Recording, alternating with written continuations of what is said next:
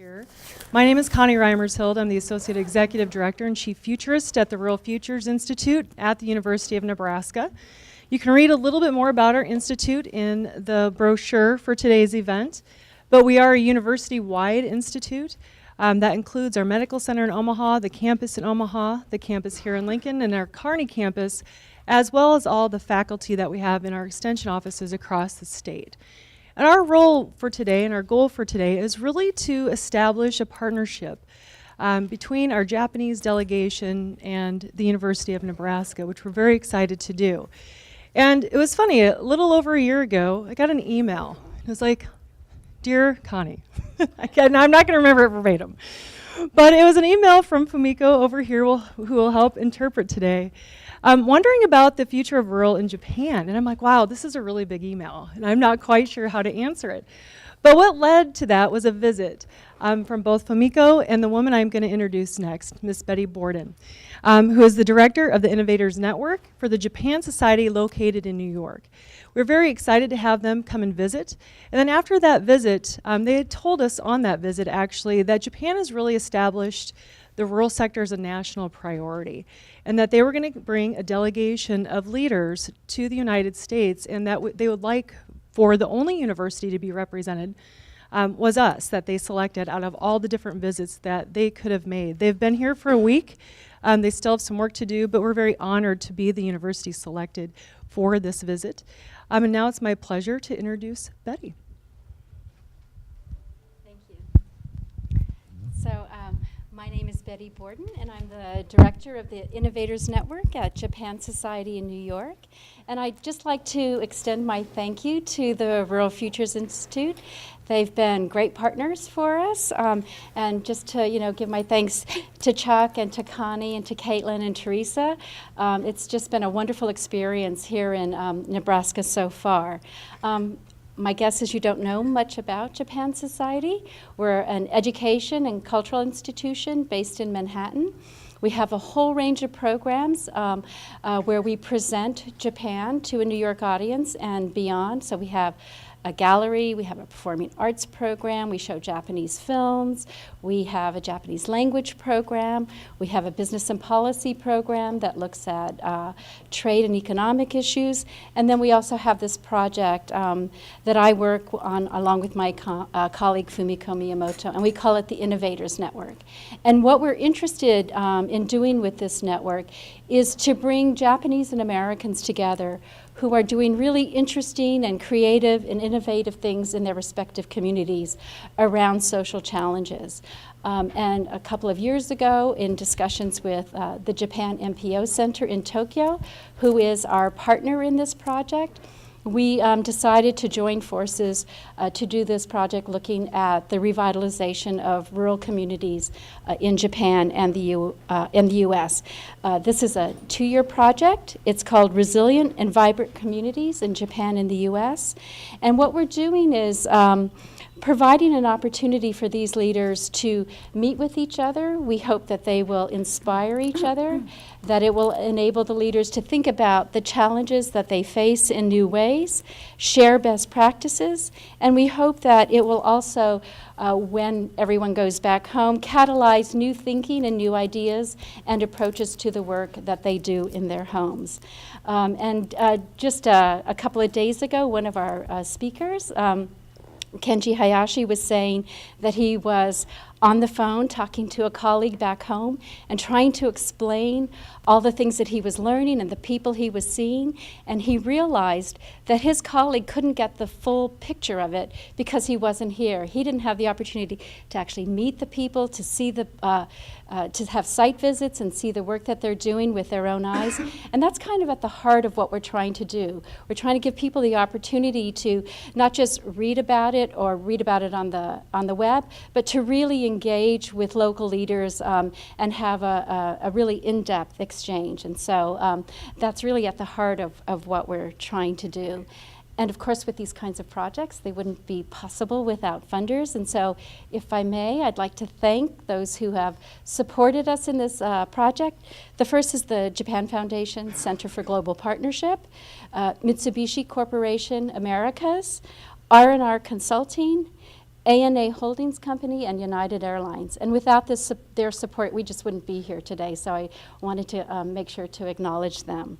I've also been asked to introduce everyone today, so I think what I'm going to do is briefly just introduce each of the speakers, and then what we'll do is we'll have them come up and make their individual presentations, and then that's going to be followed by a Q&A where you'll have an opportunity to answer ask your questions. So our first speaker today is Tsuyoshi Sekihara. He is the founder of the Kamie-Chigo Yamazato fan club in Niigata Prefecture in Japan. I'm not going to talk about his project because he's going to do that, but just to give you a sense of who he is, he started out as a designer. He returned to Niigata and headed up a woodworking cooperative where he designed furniture. And after that, he founded his organization with the goal of trying to revive the mountainous community in which he lived. And his organization has since become a model for the Ministry of Agriculture, Forestry, and Fisheries in Japan. And I think he's going to talk a little bit about the work he does so that you can get a sense of what they're modeling. Our next speaker, who I just mentioned, is Kenji Hayashi. He is the co-president and co-founder of an organization called Founding Base.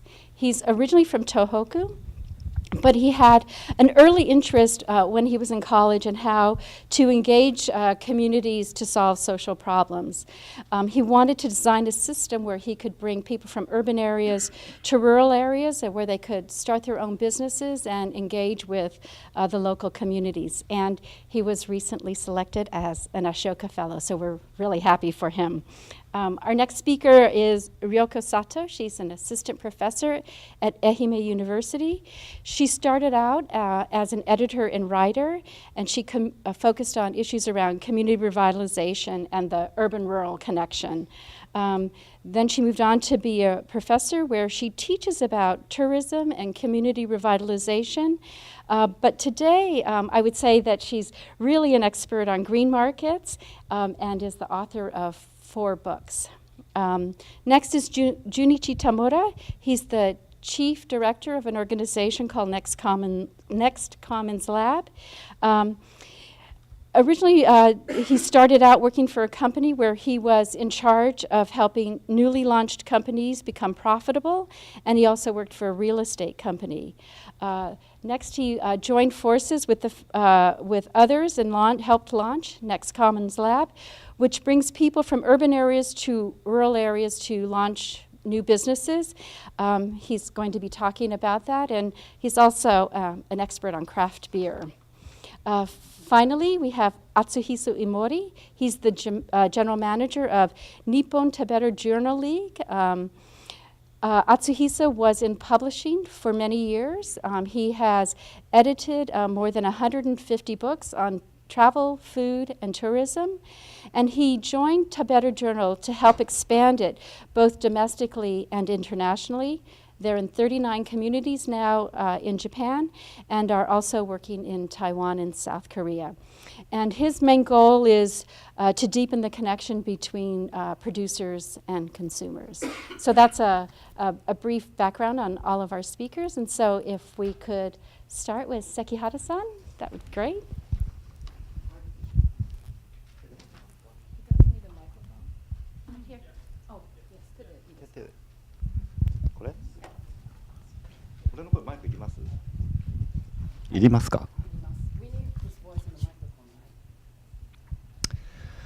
Hi everyone. My name is Tsuyoshi Sekihara. あとは日本語で喋ります。今日私が説明するのは地域運営組織というところの話です。So I'm going to talk about Regional Management Organization (RMO) to you today. これは通常大学だと3時間かけて話すものです。This is something that I would usually spend about 3 hours if I were to explain at university. でも今日は8分しかないです。But I only have a total 8 minutes, including translation. It's feeling like mission impossible. No translation needed. Okay, anyway. その20年間、活動を続けてきた地域運営組織の NPO について分析をしてみました。 So I've been running this RMO for 20 years and I did analysis. そうするとそれを運営する上で非常に重要な12の項目というのがこの20年間の中で分かってきました。 And I was able to identify 12 important things through this work that I did for 20 years. さて皆さんこれを15秒間だけ見てください。 Okay, take 15 seconds to read this list. 4、5、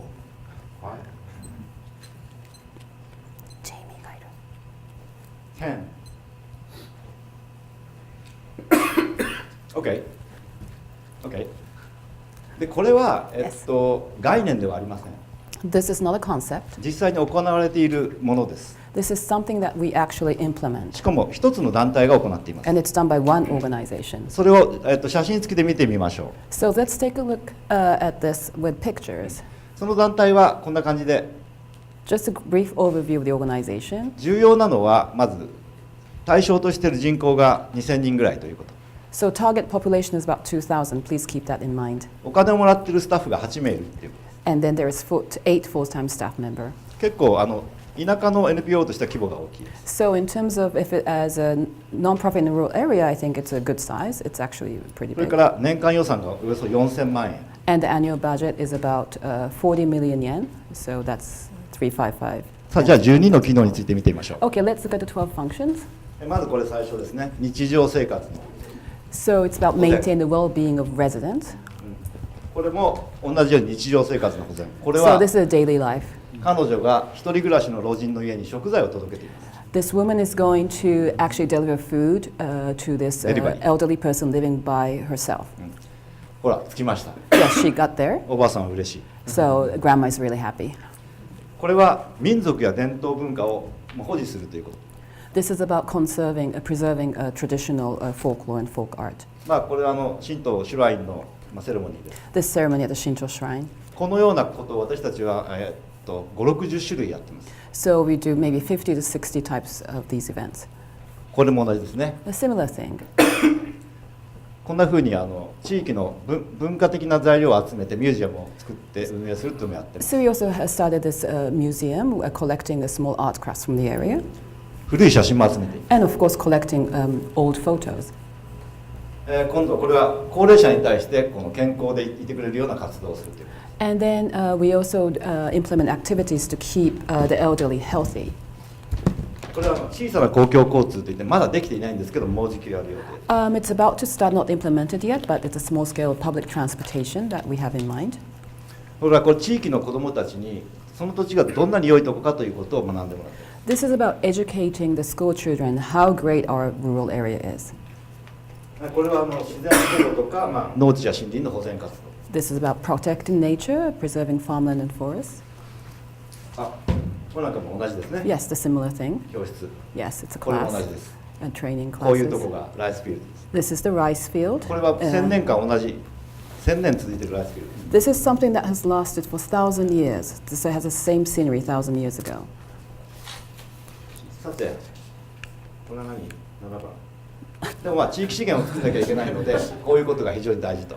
Yes, so what I'm trying to say here is that you have to really create the local industry, so look at the local asset you have. 作ってるのピクルス。 So this is Japanese style pickles. 味噌。 So yes, this is miso preparation to create miso soup. 古い Pickles.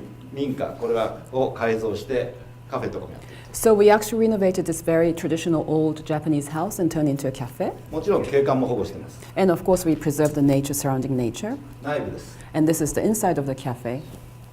うまそうですね。 It looks good, right? こういうこともやってます、村の中で。 So this is what I also do too. FIT 対応ですね。Foreign Individual Tourists。 Yes, foreign individual tourism, yes, for people to come and... こういうふうな市の委託の公園なんかもやってます。 So yes, actually we're commissioned by the local government to do a park. これは都市から往復して通ってくる人たちとの関係性を作るという事業をずっと続けています。 And this is also this project to establish relationship with urbanites who will come back to the area periodically. それからこれは、都市と地域の間にあって一つの窓口になったり嫌なものは入れないで良いものは入れるという、フィルターの機能を果たすという。 Yeah, so we try to become sort of like a filter, an intermediary between the urban area and the rural area, so that let's take in the good, but let's make sure nothing bad comes into the area.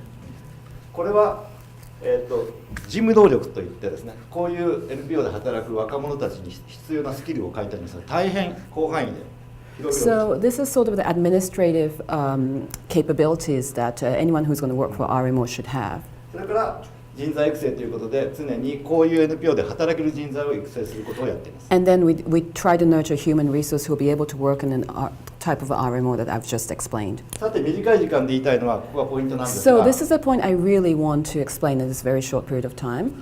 人口規模は小さいことでいろんな問題が起こっています。 So look at this side, and then due to underpopulation, we will encounter these kind of problems. また都市が肥大化する中でまたその大勢いるということだけでいろんな問題が起こっています。 With the growing urbanization, these are the types of issues that the urban area would 私た encounter. ちが考えなきゃいけない新しいユニットはこの辺にあるわけです。 So 中間 I think there must be a sort of an entity or unit which is a good size, which was in between these two, which will be an adequate sized community.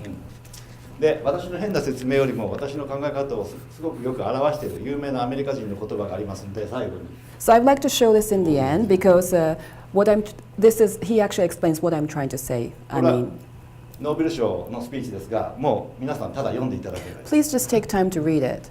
It is actually something that he said when he received his Nobel Prize. この辺 About here, 50 people, I can tell you that it's harder to play with 50 people than 50,000 people. OK フィニッシュ、はい I'm done. Did I finish in time? Yes. どうですか？大丈夫ですか？ Okay. 本当はい、he did a good job. はい、お疲れ様です。そうですね Oh my god. プロ。ちょっと俺はびっくりした本当これは次にちょっといいですか。はい。続きまして、ファンディングベースの林健二と申します。よろしくお願いします。I'm Kenji Hayashi from Founding Base. 僕たちの取り組みはですね、都会の若者を地方に、移住して、地域で、小さなビジネスをやってもらうプレイヤーとして活躍、してもらうと、それを応援するという取り組みをやっています。So we actually help out young urbanites moving to local area and then have them start, and then they will start their own small businesses and will provide support to these young people. で、僕たちの考え方としては、こうした個人個人のプレイヤーが、集合することで結果としていい街になる、いいコミュニティになるというふうに考えています。So let's say we have this really empowered young people starting their own businesses in the community. If we have many of them, it can make a very vibrant community. ちょっとさっきベティに、言ってもらったんですけど、僕、東北ではなくて東京の生まれですね。 So I was born in Tokyo. で、ここが東京です。 So this is Tokyo. で、京都。 And then this is where Kyoto is located. 私が今住んでるのはこの津和野町になりま I す。 live in Tsuwano. 人口としては7800人ぐらいのすごい小さな町です。 So the population is 7,800. で、僕たちの今の取り組みだと、今僕はこの津和野町に住んでるんですけれども、これ以外にもこうした、6つの拠点に大体都会から56人ぐらいの若者が、移住してそれぞれさまざまな取り組みを行っています。 And then I live in Tsuwano currently, but actually there are about a total of 56 young people who have moved in 6 respective locations in total, working with local areas. で津和野町だけだと大体20人前後の仲間がいて、一緒に取り組みを行っています。 So when it comes to Tsuwano, there are about 20 of us living there and then working. 活動の種類でいうと一番こっちだと、ファーマーズマーケットをやったりだとか自分で小さなカフェみたいなのやってみたり、空き家の改修をしたり真ん中はその、イノシシの、加工をして販売をするといった事業をしたりさまざまな取り組みを行っています。 So in terms of types of engagement, there is a farmer's market, start a little cafe, renovating a vacant housing, and then actually hunting for wild boar and then slaughtering and then selling.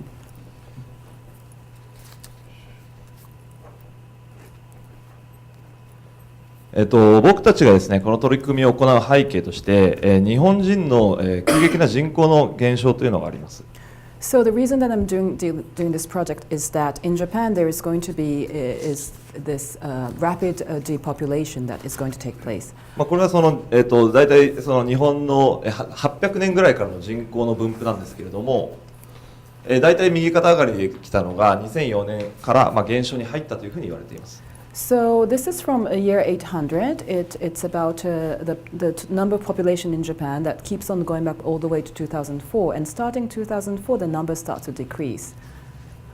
で同時にですね、これからさまざまな AI みたいなものが台頭してきて、これはソフトバンクの有名なペッパーというロボットなんですけれども、その、販売の窓口に立ったりだとか、簡単な案内の仕事をするだとか、そうしたことっていうのがどんどん台頭されていくと。And what we see is, for example, this robot Pepper that's actually invented by SoftBank. So we're seeing the rise of AI right now in Japan, and then these people may just play a role. I mean, these are not people, but the robot's going to play a role as a concierge or sort of working at some sort of tellers, such and such. So that's what we're seeing right now, the rise of AI. これは有名な鉄アトムという、漫画のキャラクターなんですが、彼ぐらい AI が発達したらもはや人になりますね。So this is actually a famous anime character. It's called Atom, the Rocket Boy. Oh, Astro Boy. Thank you, the Astro Boy. So if you know the AI were to have a talent as much as the Astro Boy, then I think that is going to really take over many things. その中でやっぱりその我々の時代が、親世代から教育を受けてきた中で何を成功のモデルとするか、どういうふうにしたら、いい大人になれるかというのは、もはやその成功モデルは通用しない時代に入ってきているというふうに考えています。So the way I feel is that when we're growing up, the parents would say this is success and you should succeed. But I feel that the definition of success is really changing right now. その中でやはり、どのような選択をとっても基本的にそれは正しい選択だと思うんですけれども、やっぱり僕たちが推奨したいのは自分で自分の道を作っていく人材を育成するということ、自分の人生だからこそ自分のしたいことを中心とした、生き方を推奨しています。So no matter what you choose, I think let's hope that you're choosing the right path. But what I'd like to really promote is that the idea of that you're going to have your ownership of your fate and really pursue what you'd like to do. この似たような背景で私たちが今東京で、仲間集めの取り組みをしています。So in Tokyo, so I have this gathering to really get to know people, like-minded people.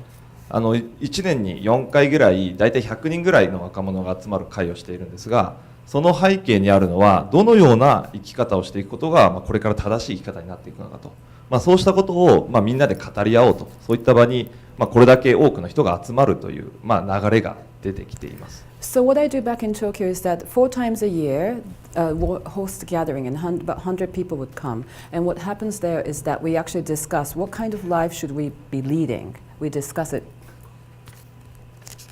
で、その中でですね、僕たちは決して、地方に来ることが正しい選択だというふうには言いません。So in that context, we don't necessarily say that, okay, coming to the rural area is going to give you the answer. ただ自分で何か挑戦したいというふうに言っている若者にはぜひ地方に来てくれと言います。So, but any young person who would say, I would like to challenge myself, and then we would say, okay, why don't you come to the rural area? というのは、挑戦をするといったときに都市というのは非常にコストが高いからです。And the reason that we say so is that if you were to actually do something or start your own project in urban area, the cost is very high. 例えば住居費もそうですし、どこかに行くにも交通費がかかったりとか、食費だとか生活費だとか、そうしたことがベーシックとして非常にかかってきます。Just living there is expensive, renting an apartment and transportation and food and such and such. でもう一つがやはり何か取り組みを行うといったときに、それは決して一人で行えるものではないということです。And the other thing is that if you were to start something on your own, you just can't do it by yourself. 私たちのコミュニティには今さまざまな人間が入ってきて、それが流動的に動いているので、何かアイデアを作りたいといったときにはサポートをしてくれるさまざまなローカルの人だったりとか我々の仲間がいます。So if you were to achieve something, I have this group of people come and go, and then it could be a local person or it could be a sort of a person in the team who can help you out. それで地方に来て何か挑戦をしたら決してすべてがうまくいくとは限りません。And it's not that you come to the rural and you do something and then it's going to be like instant success. ただそうした取り組みをしながら自分が正しいと思う方向に挑戦していくことこそ、希望にあふれた人生、希望にあふれた生き方だと思っていて、我々はこれをみんながうまくいくような形で、僕たちのプロジェクトを成功させたいと思っています。So what I'm trying to do is that really to pursue what you like to do, and you may not fail, or you may fail, you may succeed, but keep on challenging yourself and really encourage people to do that. 何よりも、例えばこうした、一人が頑張ってて、誰かがサポート、誰もがついてこない、誰もサポートしてくれないようなコミュニティよりも、このように賑やかに誰もが挑戦し、その挑戦の中で支え合っているコミュニティの方が僕は好きです。So I think the type of community I like is that it's not that I'm doing something but no one else is helping me out, but it's a kind of, I like to create a community where everyone is trying to achieve something, challenge themselves, trying to solve an issues, and everyone help each other, support each other. まだもうちょっと最後にですね、これ人口の分布なんですけれども、これ、僕の津和野町の分布です。もともとこれ2010年の時に人口が8427人だったのが、少しずつ減少している傾向にありました。So this is the town that I live right now, and then we're looking at the population. So 2010 is where we're at, and then by then this is how far the population is going to projected to decline. それがですね、最近少しずつ変化の傾向にあって、人口も最初は7503人ぐらいだと見込まれてたのが、今7684人と、予測よりも180人ぐらい増えたという結果になっています。So what happened is that this was supposed to be the projected number, but then the current number of residents is 7,684. So it's about 100 people more than we projected. その中で、我々としてはその、人たちがですね、どんどん変化をさせていくことで人口の減少にとどまっていくだろうと、とどまっていくようにしたい。ただこの1がですね、さっき言ったように、この町に生まれたからこの町になんとなく住んでるんだではなくて、チャレンジを行っていく人たちの集合体としての町を作りたいと思っています。So what I like to create is that eventually maybe that will have a good impact, so that we will be able to sort of not stop the depopulation per se, but maybe have like a slower decrease. But what I really want to do is create a community where people are really willing to challenge themselves and do something new.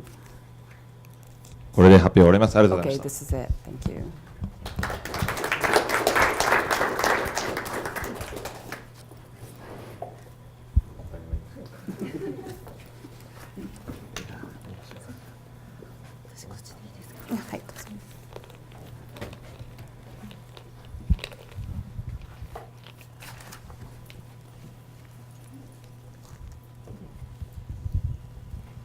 Hello everybody, my name is Ryoko Sato.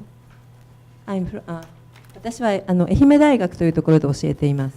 I teach at Ehime University.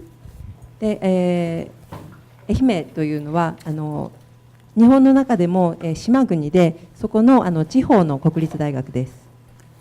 So Ehime is actually an island in Japan, and then it's a regional university. 今日本の大学というのは、少子化の影響と、あと文部科学省という政府からの交付金が少なくなって、財源的に非常に厳しい状況にありまして、その分、個性を出す特徴のある教育をするということが求められています。So what's happening with national universities these days is with low birth rate and also the funding cut from the central government is encouraging universities to really have some sort of individualistic character.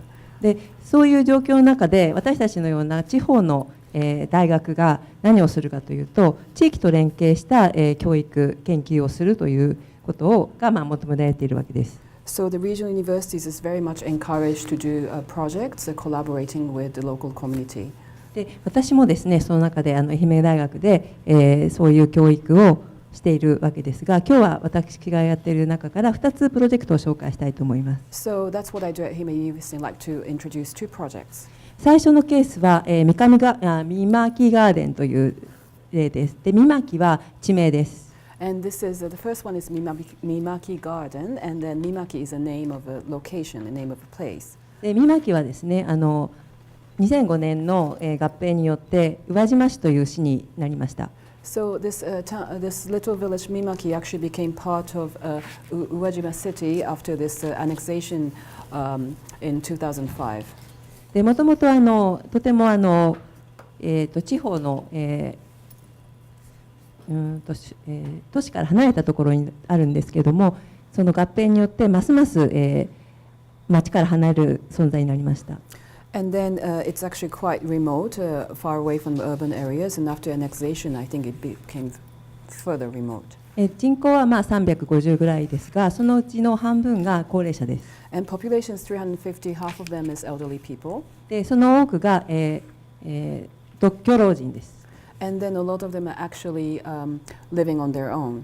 でそういうところに私たちは入りました。まず、3年間やりました。でその3年間の最初の年は、住民の人たちと一緒に学生が地域を回ってあるもの探しというのをやりました。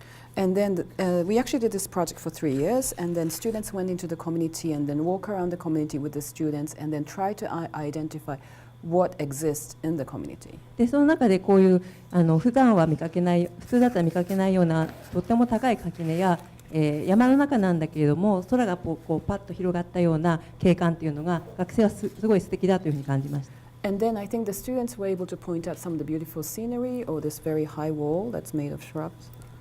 で次の年は、学生が地域の田んぼを借りて米作りをしました。 And then the next year, the student actually rented a land, rice field, and then made rice. でまた右側の写真は盆踊りとか秋祭りとかで伝統芸能を、学生も一緒にそこで参加してというのはもう踊り手がいなくなったり担ぎ手がいなくなったりしていたからです。 And then they also participate in traditional folklore festivals that happens in some time of the year because it's such a depopulated area that there's no longer anyone who can actually take part in these 2年目は festivals. こういう活動をしながらアーカイブ記録を作ってきました。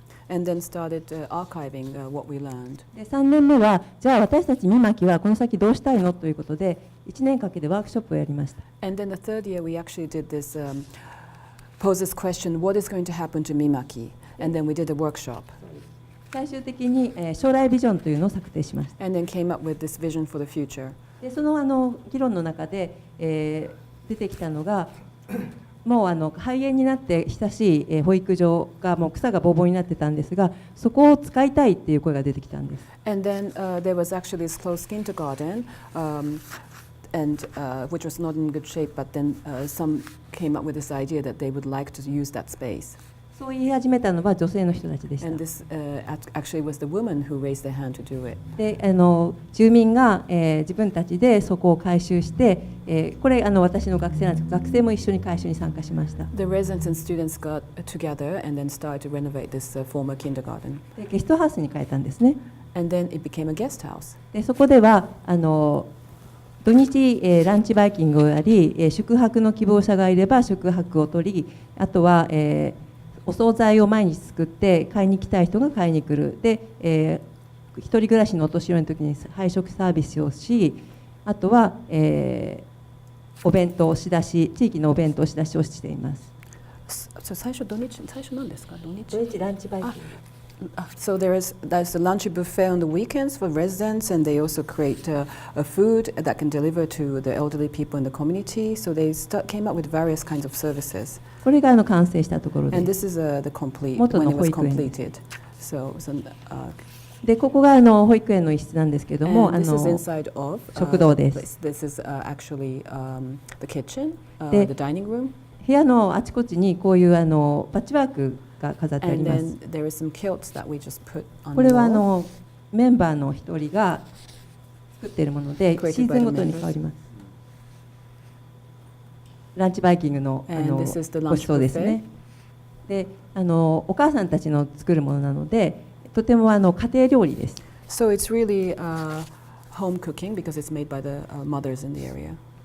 でちょっとですねちょっとだけビデオを見ます。 Just going to show you the video briefly.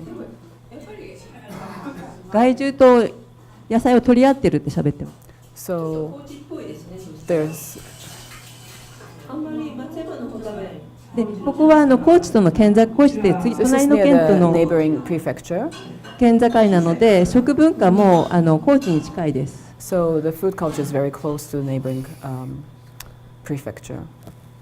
でそういう活動をしているうちに地域の中でSo 古民家を再生して、雑貨屋さんと、カフェをやったりあと下の農場は、山地酪農という酪農でここは年に3回大きなイベントをして人がいろいろやってくるようになりました。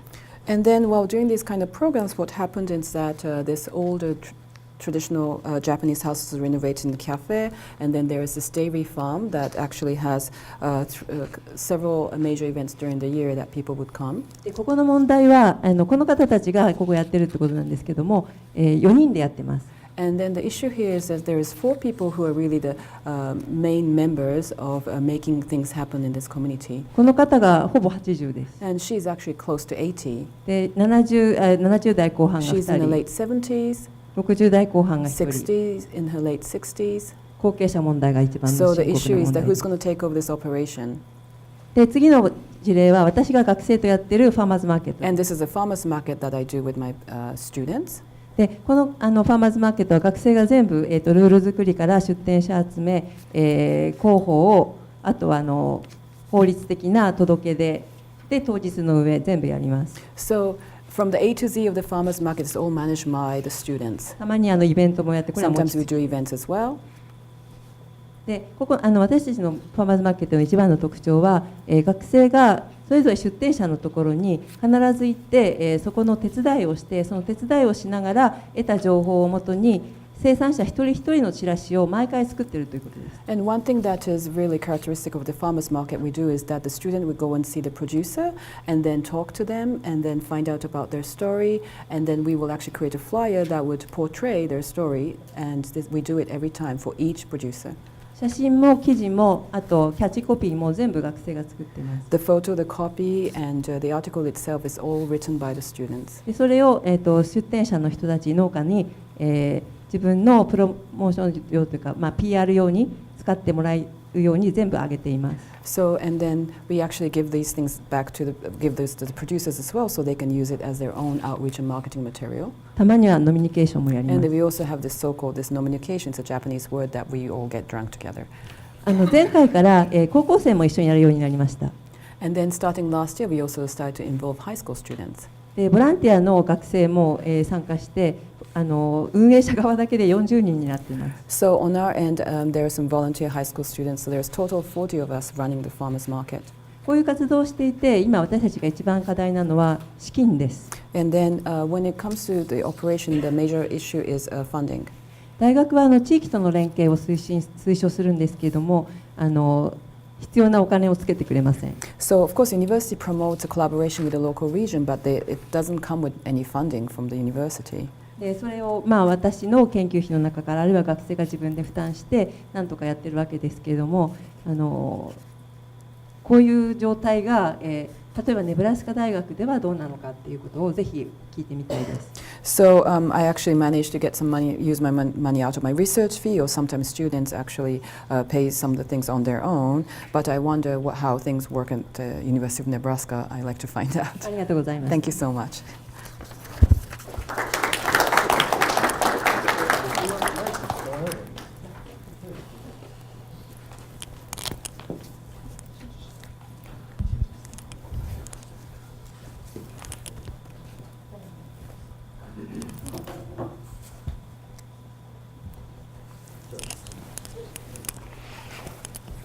皆さんこんにちは。私は NEXT Commons Labo プロジェクトを担当しています田村と言います。Hi, my name is Tamura. I'm running Next Commons Lab. 私はですね、今大きく2つのことをしています。一つは、地方において起業家を育成すること。で2つ目はその起業家のコミュニティを、ネットワークとしてつなげていくことをしています。So I'm doing two things for my work. One, bring urban entrepreneurs to rural communities in Japan. Two, create a platform network among these entrepreneurs. で最初にですね、なぜそういうことをしているかということをお話ししたいと思います。 First, I'm going to explain why I'm doing this. どの地域でも同じだと思うんですけども、日本には、たくさんの社会課題があります。Like many other countries, Japan has many social issues. 人口が減ったりとか、高齢化したりとか、あと若者の自殺率が上昇したりとか、いろいろたくさんあって、問題はですね、それぞれの問題が複雑に絡み合っているというところがあります。So depopulation, aging, high suicide rate among youth population, many those issues are interconnected and interdependent with each other. なので、なかなか社会を変えようと思っても、難しいというのが一つ、最初にお伝えしたいことです。So the complex issues is hard to solve. でもう一つですね、私たちは、国だったりとか、資本主義経済という大きなシステムの中で生きています。And also we are living in a broader system of government and capitalism. そういったシステムは、非常に、強いルールで縛られているので、なかなかそこで、変えようと思っても難しいと。Those systems have such a strong rules, so it's very difficult to change. なので私たちが考えたのは、既存の国とか資本主義は否定することなく、その上に自分たちのコミュニティのレイヤーを作ろうということを考えました。So we decided not to deny or refuse existing those systems, but to create another layer of community of entrepreneurs. そのコミュニティの中で、どうやったら新しい社会を作れるのかということであったりとか、いろんな地域の共通の課題を解決する、探求と実践をしようということを考えています。So we want to create this new layer of community that can explore and then implement new solutions for social issues. で私たちはですね、共通の価値観のもとに集まった起業家であったりとか、自治体であったりとか、企業と一緒に組んで、活動しています。We are a community of entrepreneurs, local governments, and corporations who share common values. で私たちがですね、最初の、ラボを作ったのは、岩手県の遠野市というところです。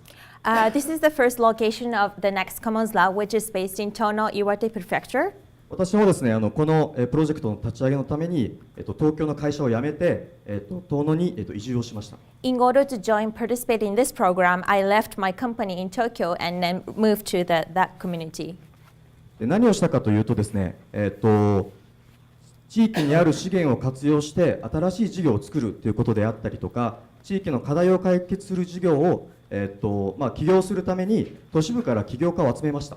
What we do is we brought a set of entrepreneurs from urban areas to this rural area to solve social issues in this community and also create new businesses using local resources. 地域にある、資源とか課題を可視化させることで、東京にいたりとか都市部にいる何かにチャレンジしたい若者を集めました。So by visualizing local issues and then opportunities, we attracted young entrepreneurs from urban areas. 遠野の場合でいくと、80名の応募があって、14名を採用して8つのプロジェクトをしています。So there are 80 applicants from the urban area, and we selected 14 out of it, and then we have 8 projects now. 彼らのバックグラウンドも、多種多様で、例えばデザイナーであったりとか、助産師であったりとか、料理人であったりとか、エンジニアであったりとか、農家であったりとか、さまざまなバックグラウンドを持った起業家が地域に入り込んでいます。All these 14 young entrepreneurs have come from diverse backgrounds like designer, midwife, cook, chef, engineer, farmers. でこれがですね、我々の活動の拠点の、場所の写真なんですけれども、This is our office. もともと80年前に建てられた、元時計屋さん、空き家だったところを、1階をカフェにして、2階をコワーキングスペースにして、地域の方に開いています。This building was built 80 years ago. It used to be watch store, clock store, and it was very vacant for long years, and we renovated it into cafe and co-working space. 僕たちが考えているのは、外部から入ってきた起業家がそれぞれのプロジェクトを成功させることだけではありません。What we aim is not only to succeed those entrepreneurs.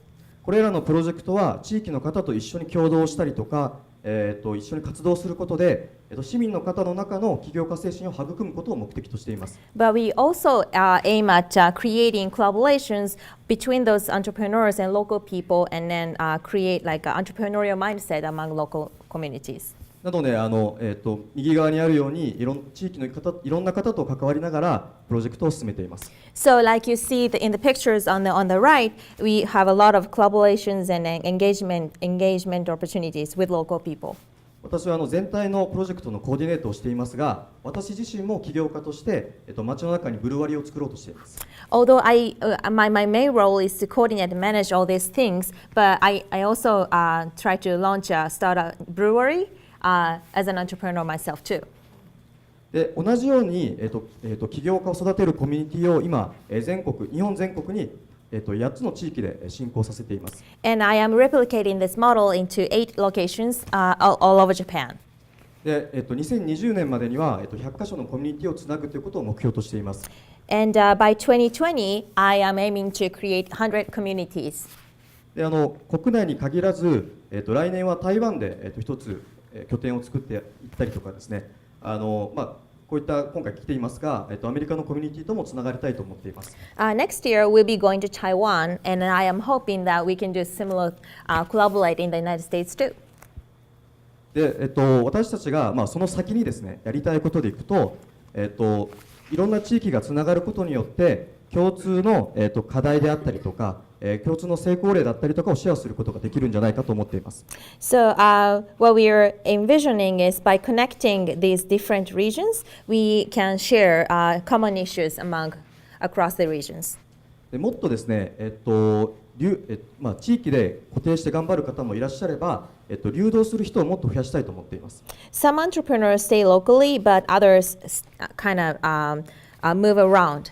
私もですね、今回、アメリカに来ていろんな地域を巡ってたくさんの課題を見たりとか解決策を見てすごく勉強になりました。 I learned so much during this program coming to the US and learning from all of you guys. なので、例えば同じように日本の起業家がもっともっとアメリカの地域のコミュニティに入って一緒に学んだりとか、逆もあるのかなと思っています。 So I am hoping more and more Japanese entrepreneurs coming to the US and learn here, and then opposite thing happening. そういった社会を作ることができれば、いろんな個々の問題を解決するというよりは全体で解決することができるんじゃないかなと思っています。 So by doing that, I am envisioning rather than solving issues in silo, we can co-solve problems. はい、ありがとうございました。 Thank you so 以上です。 much.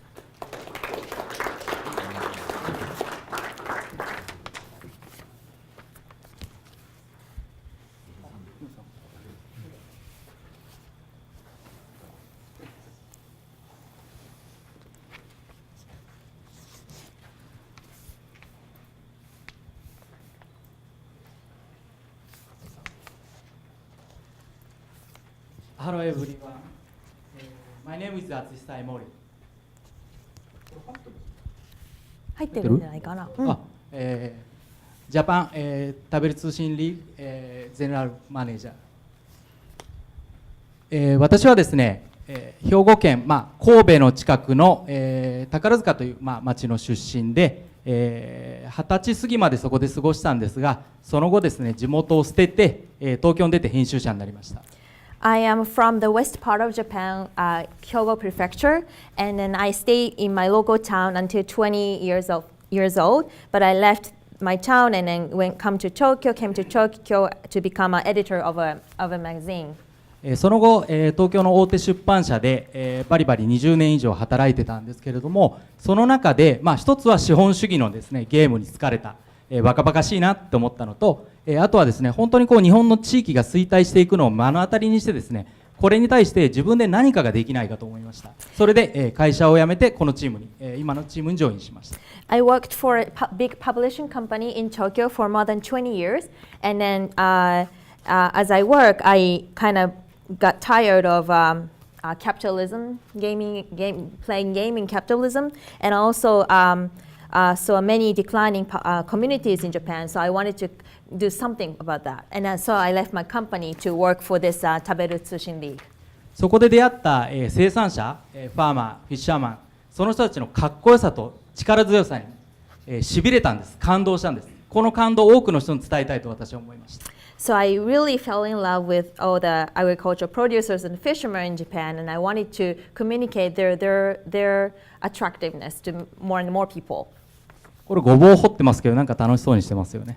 This is me digging out root vegetable in Japan. じゃあ、食べる通信が何かっていうことをご説明します。What is Taberu Journal? で、食べる通信は食べ物と、情報誌がセットになって届くですね、定期購読誌です。Taberu Journal is a subscription magazine that comes with actual food, agricultural produces. これが最初に始まった東北食べる通信の創刊号です。This is the first issue of Tohoku Taberu Journal.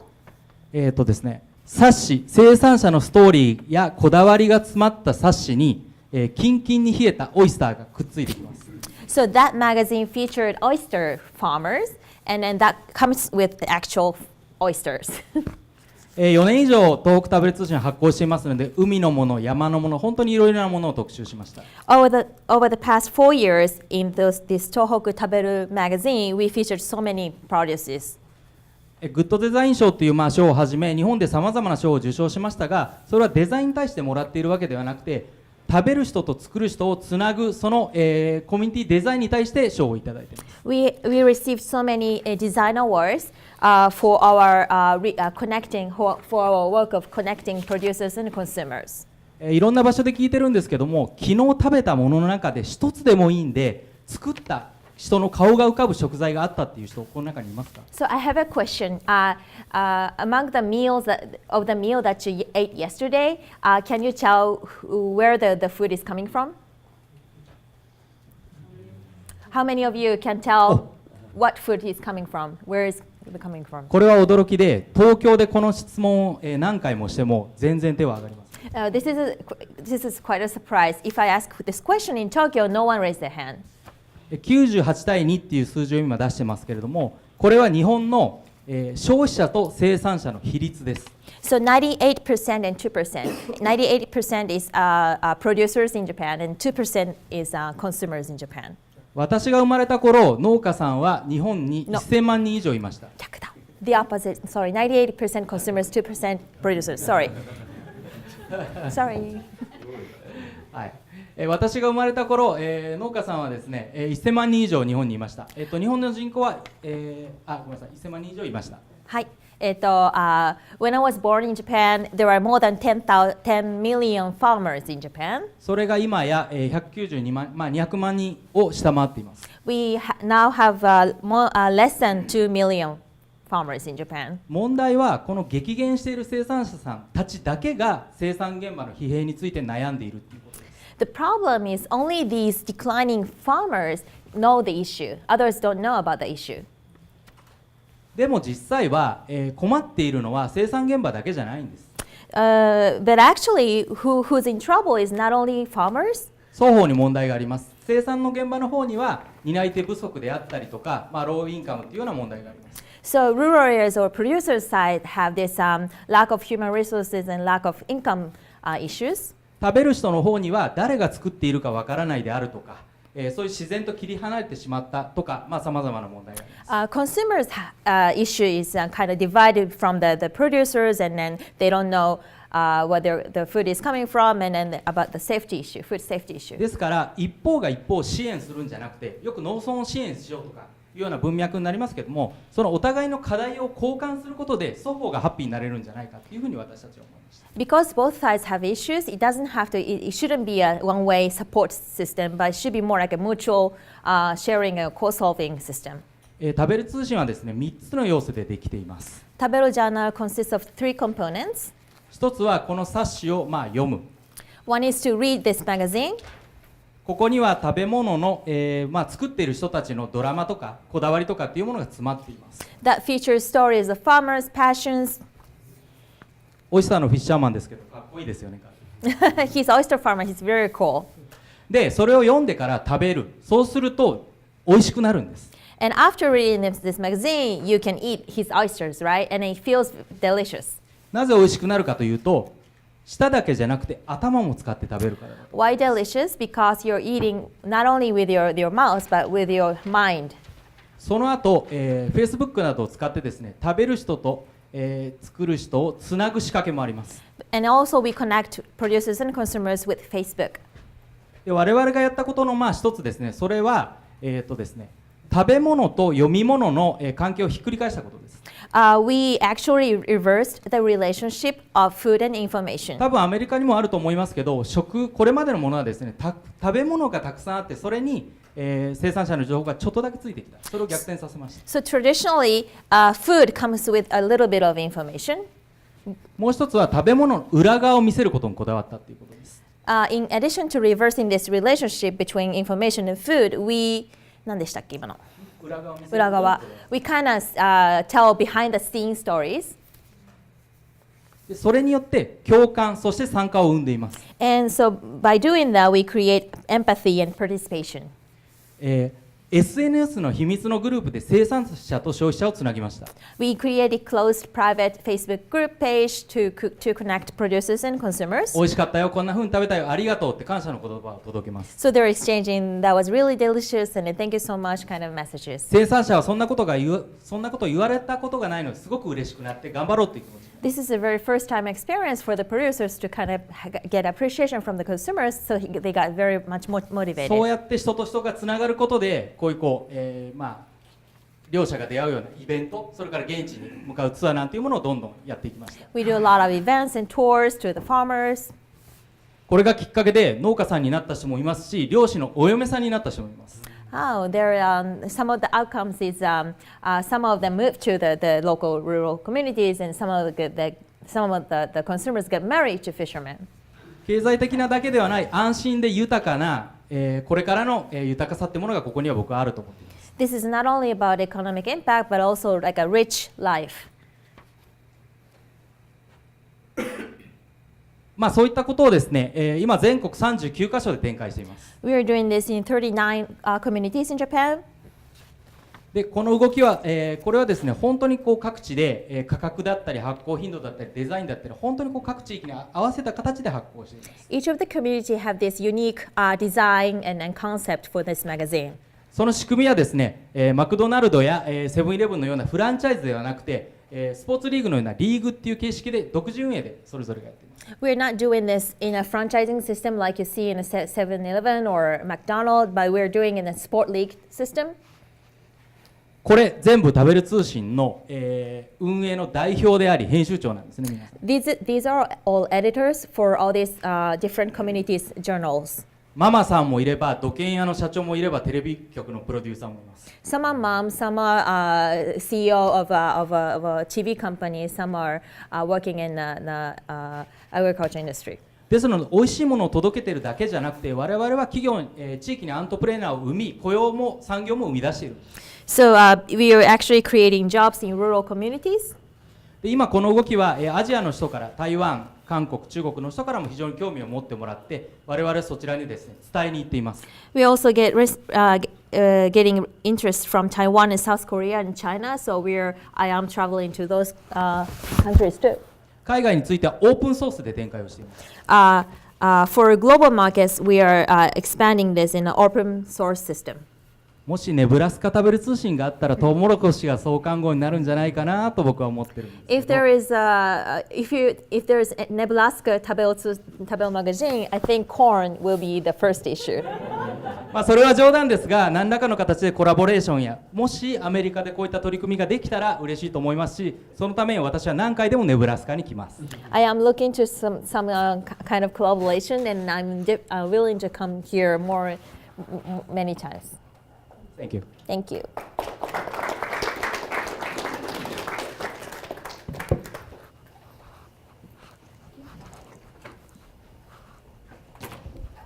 Let's give our presenters another round of applause.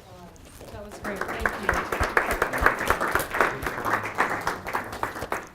So we can see some common themes between what happens in Nebraska and actually the U.S. and Japan. Aging, obviously a challenge, depopulation.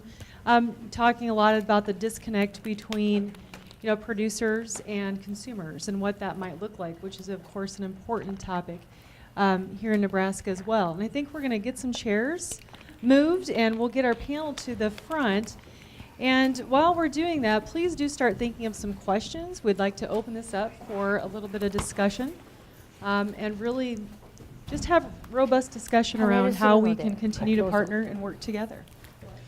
Tsuyoshi, It's your sign this morning. I so enjoyed your discussion earlier today, then your presentation here brought it into even greater focus. I believe that your notion of looking for appropriate sized communities that would allow the dispersion, if you will, of population into smaller, more geographically dispersed communities, I think is enormously important. How how well is that concept accepted at high levels of your government? そういう概念は日本の政府なり上のレ is ベ it- ルではどれぐらい受けられてるんですか？ You present a powerful philosophy. Is it being accepted as an important national strategy, I guess is 素 my 晴らしい question. 哲学ですが、国の政策ではどうでしょうか？ Thank you very much. 残念ながら国の施策は私たち現場の実態に追いついていません。 Unfortunately, the national policy does not really reflect what's happening on the ground. じゃあもうマイク使った方がいいな。ごめん、もう一回。私ここにマイクある。ほら。Oh, あ、そのマイクはあれ用のマイク、ライブストリーム用の。 oh, 失礼。Okay, unfortunately, what's happening on the ground doesn't reflect. The national policy doesn't reflect what's happening on the ground. さらに佐藤先生のような方が大学の先生は増え始めているんですけど、いまだにその現場とちょっと離れた部分で分析だけしている大学の先生もまだ多くって、そういう方が国の諮問委員会でメンバーをやってしまっているという弊害もあります。 And the other thing is someone like Professor Sato, she's actually quite rare, someone who is doing work on the ground, hands-on, because the government actually has some expert professor types on their sort of council or committees, but they actually just only do analysis and don't get their hands dirty. だからネブラスカ大学とこの地域の取り組みをですね、本当に日本のその農村社会学の先生や日本の国はもう本当にモデルにすべきだと私は思います。So I think what University of Nebraska does, it can just be a model in terms of, in terms of, ごめんなさい、ちょっと今それ忘れちゃった。なんておっしゃいました？ So I think Nebraska University can be a model for rural sociologists and all the academicians in rural areas of Japan. Thank you. Sorry. Other questions?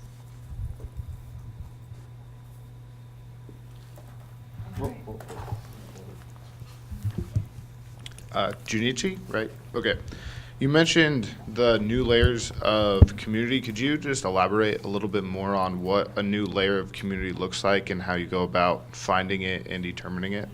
はい、新しい層のコミュニティを作るって言ってましたが、具体的にどういう感じでどうやって作っていくのか、もう少し詳しく教えてください。はい、今各地でコミュニティを運営して育てています。で、そのコミュニティをつないでいくということで、新しいレイヤーを作ろうとしています。で、具体的には、例えば各拠点に、そのネットワークの中にいる人たちが誰でも使える拠点があったりとか、みんなが共通で使える、システムがあったりとかっていうことを今考えています。So that in each region, they're all run on its own. However, we would like to connect all these regions, and then there will be others who will come from other regions that can actually utilize these locations as well. So I think that is the network that we're trying to create, so that it will be free for other people to come and join. So that will be that's the layer that we're talking about. もう少し先にはですね、そのコミュニティの中で、使える、通貨みたいなものも、検討しています。So we're also wondering if we can actually create some sort of like our own local currency that could be used within the community.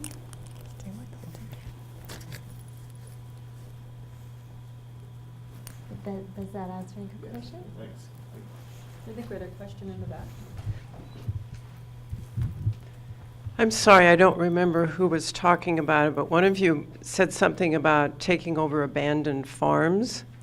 And I wondered, do the people not own their land, that it gets passed down? Or is it owned by the government initially? Or why would they be abandoned? 耕作放棄地を救うことを話されてた方がいらっしゃると思うんですけれども、なんで耕作放棄地がそもそも生まれちゃうのかについて関心があります。これかな。これ、関原さん。Maybe me. なんだっけ。耕作放棄地がなんで生まれるか。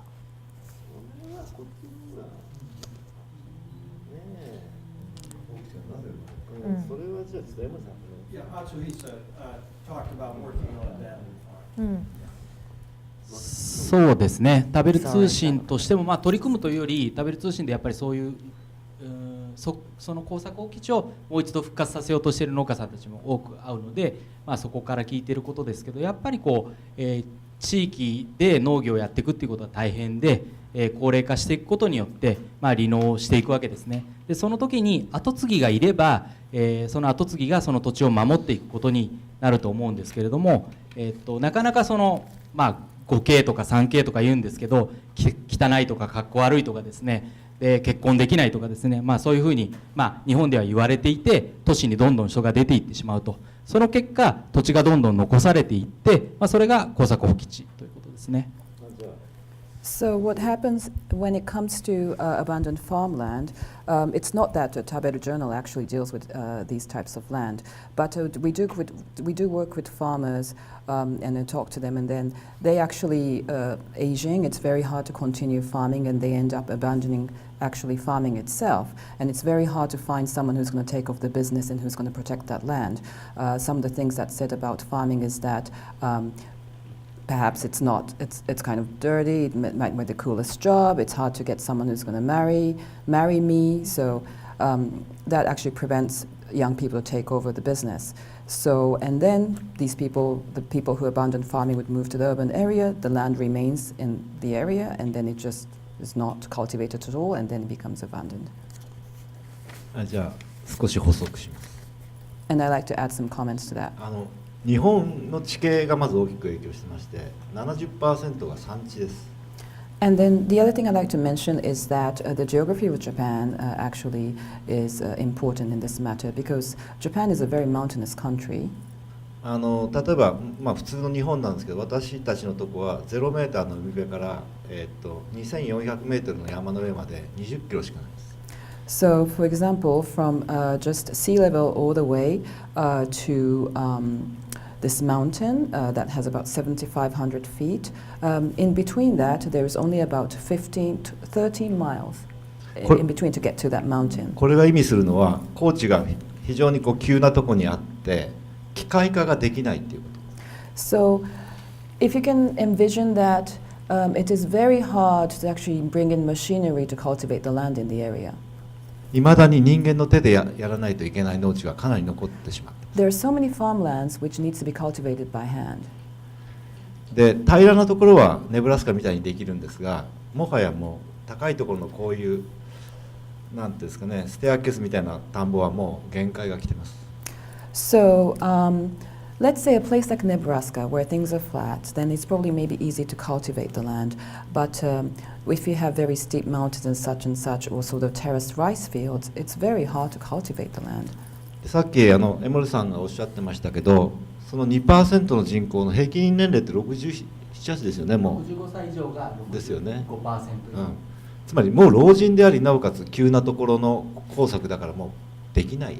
これが放棄されていく、一つの原因になっています。And then I think that was Atsu, he's actually touched on in his presentation that the people who are engaged in farming, 65% of them is over 65. So imagine that these actually older farmers trying to cultivate land in such difficult conditions. それともう一つは、そういう急なところだから耕地面積が少ないわけです、一人の。And then also, in addition, that what's going to happen is that the area that you're going to farm is very, very tiny because it's a limited landscape. 日本の国はある時からある程度の耕地面積以下の農業者を農民とはもう認めなくなりました、法律上。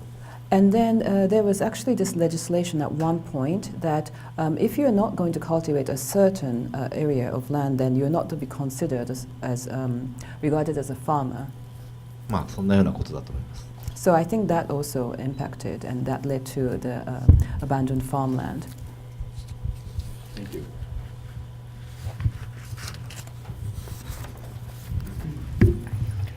Thank you for sharing your stories today. You talked about, and this is for anyone of the panel here, you talked about bringing entrepreneurs from the urban community to the rural areas. What are you doing for skills training for industry so that those skills can be brought back to the urban, or from the urban area to the rural area, so that you could create some industries at the rural area, so that you could make more money for some of these people beyond the agricultural base that you have. はい、これは皆さんへのどなたへでもの質問なんですけれども、都市から起業家を連れてきてっていうお話の中で、どういったスキルトレーニングをしていて、でその起業家が移住してきた結果、農業以外のどんな産業が作り出されることを目指しているのでしょうか。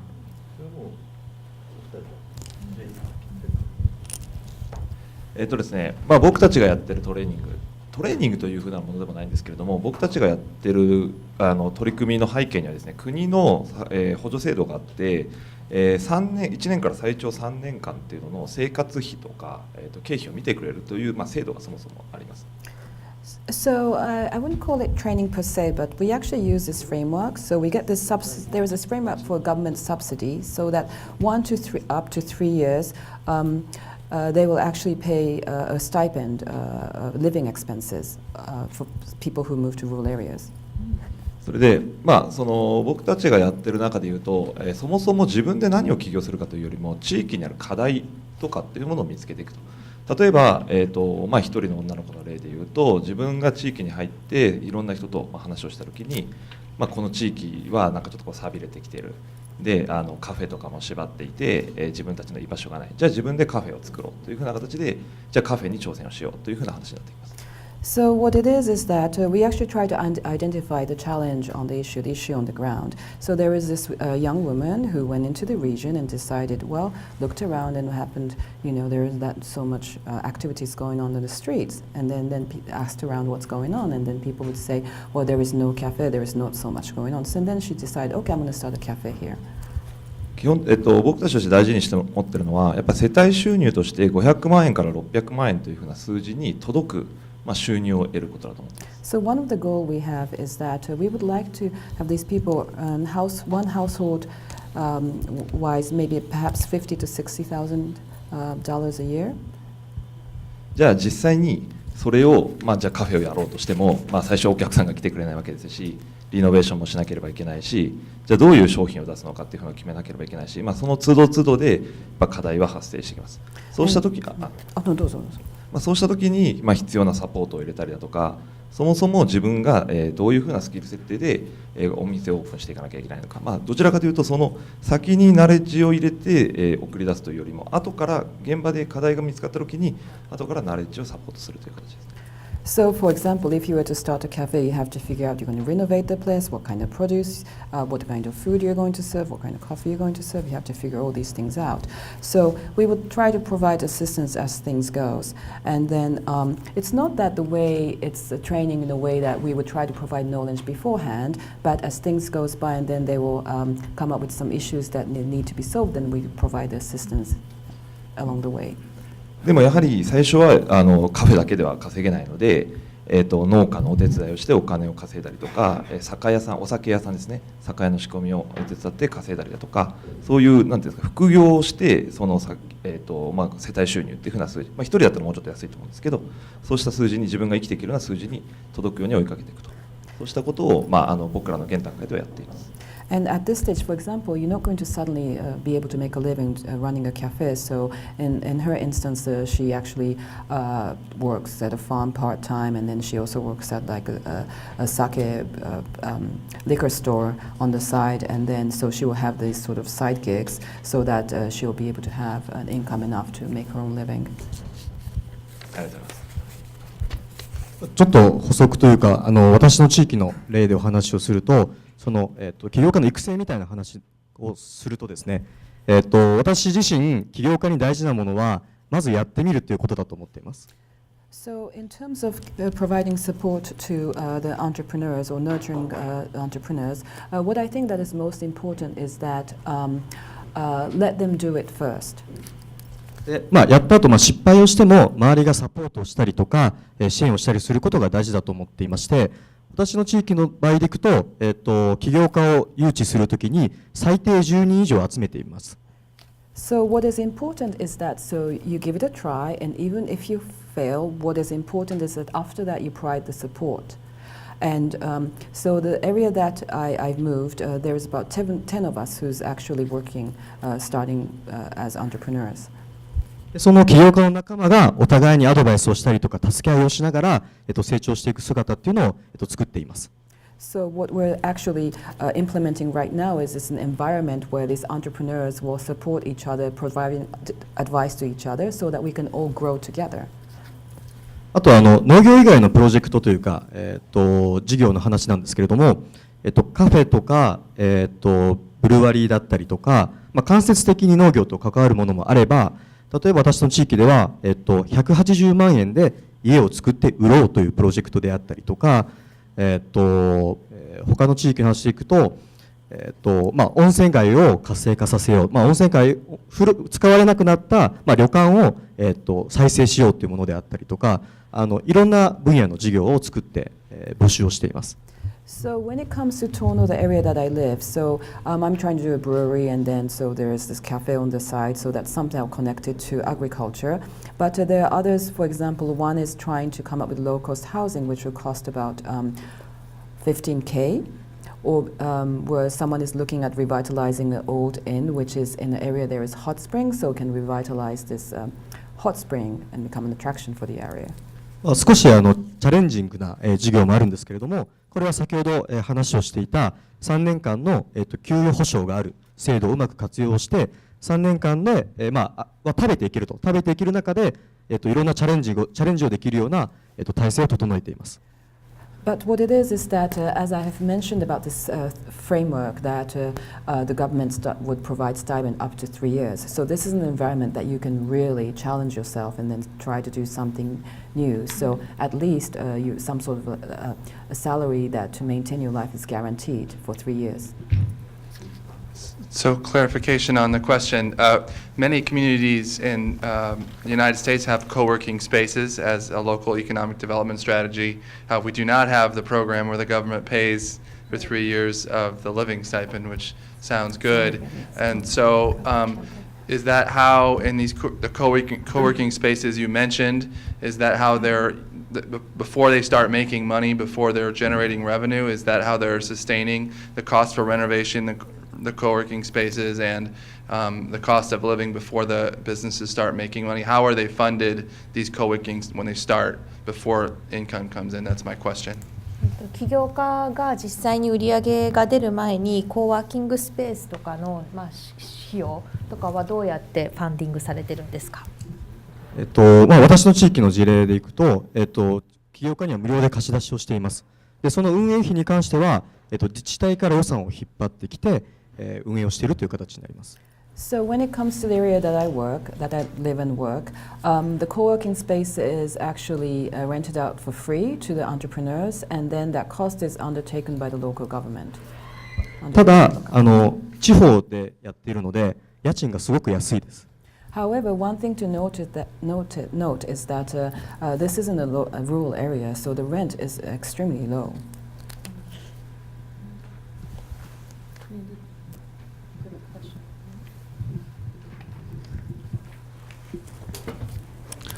Yeah, thank you for coming to Nebraska. Your presentations were very good. I thought you were talking about our state. The issues seem similar. So that this would be probably directed to any of you, but just being a little unfamiliar with your country, with the issues that you have, is there a time when it was not an issue? With the urban-rural separation or divide.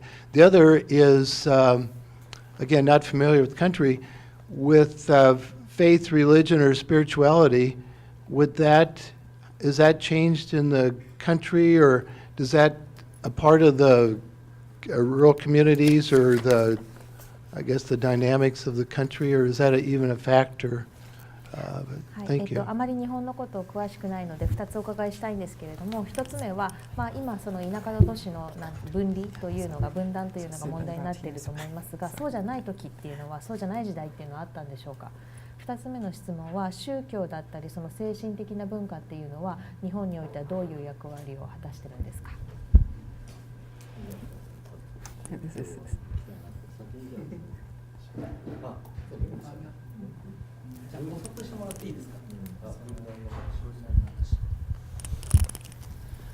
ですね、まずじゃあ最初に分断、都市と地方の分断の方についてお話ししたいと思います。で日本の総人口は、1億2000万ですけども、約1億2000万ですけど、そのうち首都圏、東京の周りに3500万人が住んでいます。So I'd like to talk about the division between the urban area and the rural area. So the total population of Japan is 120 million. In Tokyo area, it's about 35 million living. 日本における高度経済成長、いつって言えばいいかな、1970年前後の、あたりに、大量にですね、日本の各地から、東京にこうどんどん人が集まっていった時代がありました。So in the 1970s, Japan went through a very high economic growth, and in those days, a lot of people from the rural area moved to Tokyo. でその人たちの多くは、地方に帰らずにそこで新たに家族を設けました。And what happened was that these people who moved to Tokyo from rural areas, they just started their families in the Tokyo area. それによって今東京の若い世代はもうふるさと、帰る田舎、おばあちゃんのところ、そういうふるさとがないふるさと難民なんです。So the byproduct of that is that the children who were born from this family, they end up not having any homeland, somewhere that maybe the grandmas, grandfathers live. So they're sort of, in a way, we call them sort of the refugee without a homeland. で、都市には本当魔力のようなこう磁力というか、人を引きつける力があって、その力はまだまだ加速しています。So I think the urban area. とどまるところを知りませんか。The urban area has this really unstoppable magnetic power, so that hasn't really ceased to exist yet. かつては日本も、今のアメリカもまだそうなのかもしれませんが、視点経済というものがあって、東京一極集中だけではなくてですね、大阪とか札幌とか仙台とか、福岡とかいろんな都市にそういう重心があったんです。So there was a time that I think I'm not sure how it works in the United States, but in Japan we had this branch economy. So there are other sort of mid-sized cities all over Japan, and then the branches exist in these places, such as Osaka or Sapporo. I'm not sure if you're familiar with Japan's geography, but. でも本当にこの、都市と地方の分断をどうにかしないとさまざまな社会課題をこう、解決することができないので、私たちみんながそれと戦っているっていうことですね。But what we're trying to do right now is that without really resolving the division between the urban area and the rural area, I think the issue that we're going to face is only just going to get worse. So that's why we are here to really trying to make things better. ちなみに細かな補足をしておくと、東京一極集中と申しましたけれども、東北とか九州とか、いろんなその、地方ごとにそういう重心が、あるにはあります。So yes, I have mentioned that Japan things are extremely centralized in Tokyo, but we have respective regions. For example, the northern part of Japan is called Tohoku, and then when you go to sort of the southwestern part, there is this area that's called Kyushu, which is actually a huge island on its own.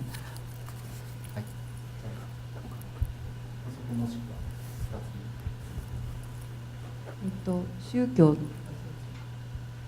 私の方からちょっと申し上げたいのは、その都市と農村の分断というのがそんなにこうなんていうか、例えばですね、私先ほどファーマーズマーケットの紹介をしましたが、私が住んでいる地域にだけじゃ多分ないと思うんですけども、実は私たち食べてる方は先ほど江森さんが手を挙げた時に手を挙げるというような質問したときに皆さん手を挙げてくださったので本当に驚きだと思うんですけども、例えば今食べているものが誰が作っているかっていうのを、地方の都市でさえ知らないです。ということは作り手とあるいは農村と、都市っていうものが本当に地方の都市の中でも分断されているっていう状況ですね。ですので要するに実は近くにある農村のことでさえ意識していないっていうのが今の日本の状況です。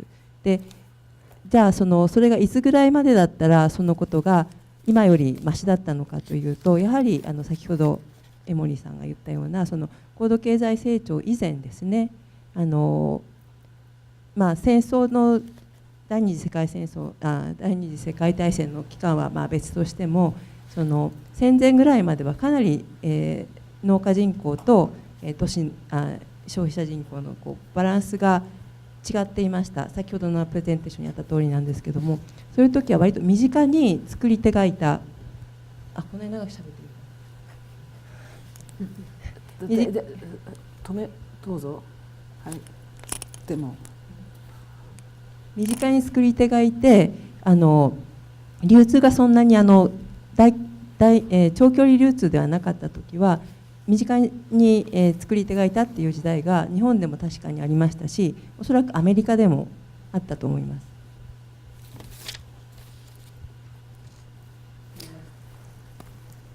So I think it has been mentioned about the division between Tokyo and urban rural areas. However, I think you can also see the same thing in rural areas in Japan, where there is a sort of a mid-sized rural cities and then the surrounding rural areas. I was pleasantly surprised to see that there are quite a few people who knew who the producer was, about what you actually consumed recently. So if you were to ask the same question in the area that I live, which is in a rural region, you will actually see something that's similar between the division between Tokyo and the rural areas.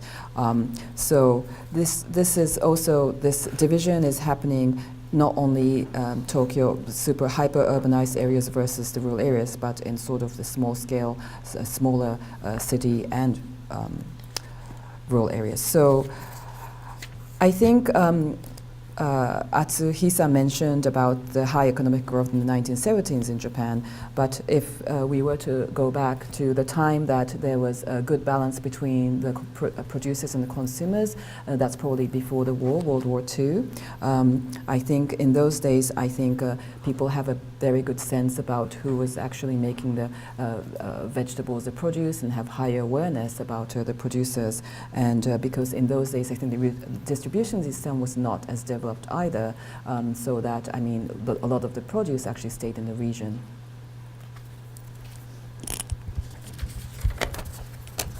I want to, go ahead. Religion?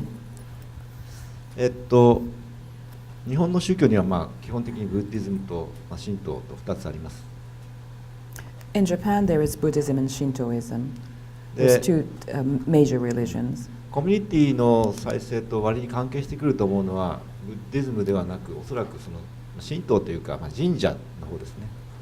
But what is important for the revitalization of the community is actually the Shintoism. それはもう宗教というほど今強いものではなく、むしろ非常にソフトになってます。And it's a shrine and 日本の宗教だって今一緒です。日本の宗教というのは神道が。Shinto is an indigenous religion to Japan. 神道っていうのはアニミズムでして、いわゆるその土地の木とか岩とか川とか水が神だという考え方です。So, Shintoism is a kind of religion where you see the trees and the rocks and the rivers. They are all the deity that is surrounding you. ですから新しいコミュニティを作るときにその土地というところを感覚する上で割に親和性の高い機能じゃないかなと思います。So that if you are actually to move into new land, I think Shintoism can play sort of a mystic role in that context. それが証拠に内輪の外来の方が外から来た人が村の方と打ち解ける最大のものはいつもお祭りなわけです。So what happens is that when the outsider comes to our community, the best way for the outsider to really get to know the local people is at these festivals held at the Shinto shrines. そこで打ち解けてコミュニティの内側に入っていくということを外から来た人は体験するということです。And then this festival at the Shinto shrine would give an opportunity to really get friendly with the local people and then sort of be part of the community. こういう意味でその土地を感じられるような、ある種の宗教というか、のようなものっていうのはイデオロギーや何かで対立するのをうまく緩和するためには役立つかもしれないと思います。So in that sense, maybe it could, I think in that sense, the religion can play a certain role to be a buffer. So you may have some ideological differences, but it can play a role as sort of like a buffer zone. ちょっと象徴的なお話を一つだけでして、終わりにしたいと思います。So I'd like to give you a sort of a symbolic story on that. 私たちの集落のその神道の神主たちがですね、呼ばれて3年前にチェコに行きました。So the Shinto priests in my village actually were invited to go to Czech 3 years ago. それはドイツとの国境に近い村が非常に没落していったことに対しての招きだった。And then so there is this town that's quite close to the border to Germany, and then it was actually in a steep decline. でそこでは社会主義国家が長く続いて、ご存知のようにチェコではですね、もうキリスト教の教会すらないんです。So as you know, I think Czech was under a socialist regime for a long time, so not even a church exists in this community. で、村長は昔の記憶が何もないというふうにおっしゃいました。So the mayor just bluntly said, "We have no memory here." だからコミュニティの再生が難しい。That's why it's very hard to revitalize a community. で、私たちはその神主は村人と一緒に村の道を歩いて大木のところに行きました。So the Shinto priest actually walked on a pathway with the villagers and then went to this very big tree. その道の途中にいくつも古い石が置いてありました。So along the way that there was this very old stones. それはおそらく古いケルトの遺跡だと思います。And then we made the assumption that perhaps there is this Celtic stones. その時に何の違和感もなくみんながこう集まって村の人が集まってきてくれたのを見て、ああそういう力があるなと土地にはということを考えました。So without even being called, I mean the villagers naturally gathered around where all these rocks were, and then we felt that a place can have such can behold such power to gather people. 一つの岩とか一つの大きな木はやっぱりコミュニティを作る力をもしかしたら持っているかもしれませんね。So in that sense, I think one rock and one tree can actually have this power to create a community. 終わりです。That's it. Fantastic, and that's a wonderful close to our panel discussion. We will be around for questions. After this, we do have a reception. Before we get to that, we'd like to, again, thank our panelists and the people who brought them here, our partners in this endeavor. And it's really exciting, I think, from our world to see how many of you have, even left your jobs or even college to really pursue your passion, and having rural as that passion is really rewarding for us to see. We know you've learned a lot on your trip to the U.S. We are looking forward to another day with our distinguished guest tomorrow in Southeast Nebraska, so we're very excited about that as well. But please do give them another round of applause as we get into some closing remarks.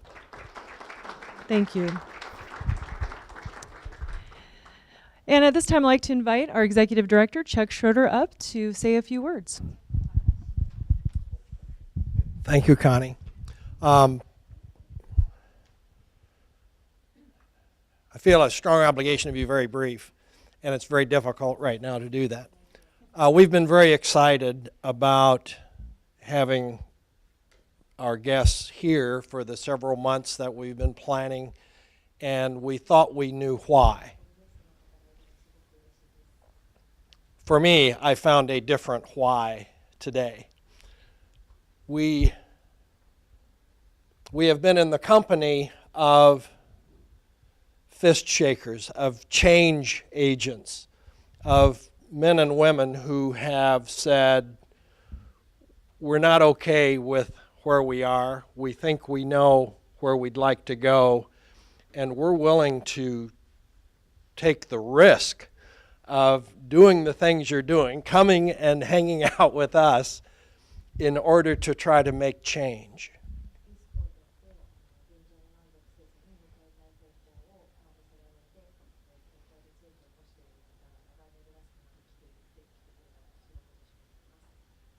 So we are ending this day, and there's going to be another day. I have to go to Oklahoma tonight, so I'm going to be departing. But as we part, I have to say that we are going away with not just colleagues, but genuine friends and people with whom we feel joined in this cause relative to rural people that may save mankind on the planet.